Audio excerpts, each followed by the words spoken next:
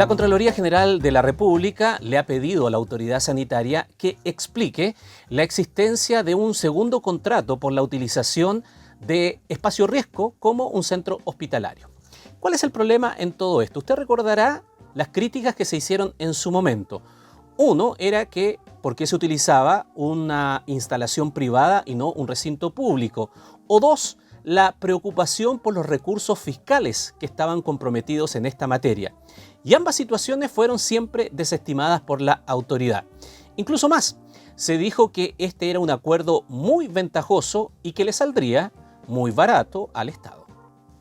Lo cierto es que, como muchos centros de convenciones, a Espacio Riesgo la pandemia lo golpeó directamente.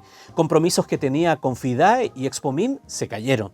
Y ante las suspicacias que surgieron por un trato directo y su anuncio sin que aún existiera un contrato, el precio fue el gran argumento para callarlas. El costo máximo a pagar, 0,2 UF por metro cuadrado, algo más de 17 millones de pesos al mes, porque en principio se usarían solo 3.000 metros cuadrados. Y entonces vinieron los ejemplos. Mañalich dijo que un quinto de UF equivalía a lo que cuesta el arriendo de una bodega sin ninguna sofisticación. Y el presidente, molesto, fue más allá. Un mes de arriendo de Espacio Riesgo le cuesta menos a Chile que pagar el sueldo de un mes de un parlamentario, dijo con fuerza. La comparación del mandatario puede resultar osada, pero consciente de la impopularidad y de la molestia que provoca en la población las altas rentas de los legisladores, terminó resultando efectiva. Claro, porque los reclamos bajaron de tono y más bien las críticas comenzaron a centrarse en por qué no se trasladaba allí con mayor rapidez a algunos pacientes para así descongestionar a los hospitales. Claro, eso hasta que se conoció la primera cuenta. Radio Universidad de Chile publicó el certificado de cumplimiento de las obligaciones de arriendo del primer mes de funcionamiento. La cuenta de abril no era de 17 millones, ni se habían usado solo 3.000 metros cuadrados. Entre el centro de convenciones y el pabellón 1 se llegaba a un total de 15.000 metros cuadrados, 5 veces más que el cálculo que se había hecho por lo bajo, reconociendo obligaciones de pago por 3.000 unidades de fomento, algo más de 86 millones de pesos. Es cierto que la dieta parlamentaria en Chile en términos brutos es la más alta de la OCDE, pero para ser justos con la comparación del presidente, la boleta de Espacio Riesgo por abril equivale a 5 sueldos parlamentarios. La explicación del subsecretario Zúñiga para esta diferencia, sencillamente que se necesitaron más metros cuadrados para poder tener disponibles unas 200 camas, e incluso, si es necesario, poder ampliarla a 800. Hay un contrato en donde se establece un arriendo por un galpón, por un terreno, en donde nosotros teníamos que transformar eso, una bodega, un galpón, en un centro hospitalario. Y existen otros contratos, como usted bien dice, no solamente entre el Servicio de Salud Metropolitano Norte y el Espacio Riesgo, en donde se establecen servicios adicionales. ¿Para qué? Para transformar un galpón en un centro hospitalario.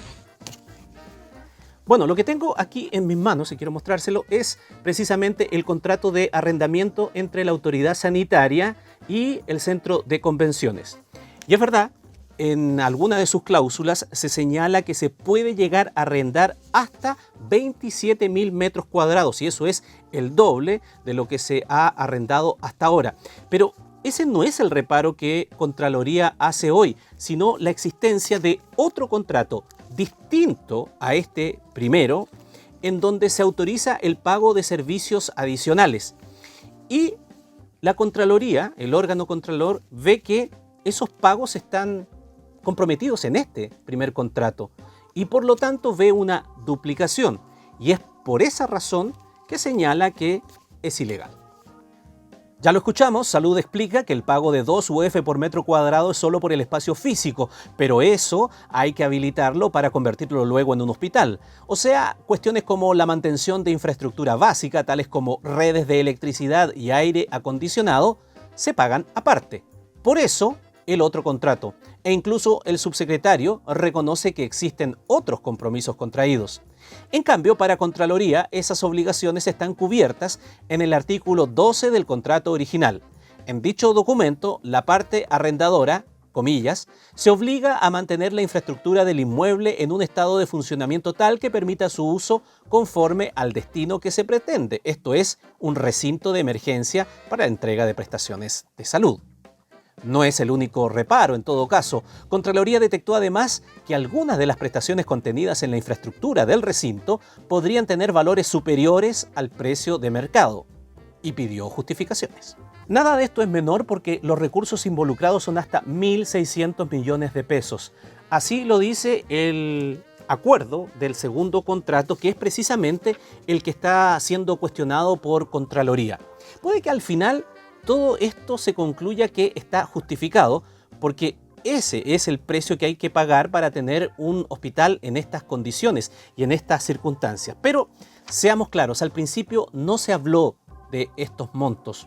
Más bien quedó la impresión de que era una verdadera ganga este arrendamiento, algo que no dejaba ni siquiera espacio para confundirse, más aún si se colocaba la alternativa de pagar el sueldo de un parlamentario e incluso menos para poder tener un hospital en condiciones de enfrentar esta pandemia. Ahora es la Contraloría quien tiene la última palabra.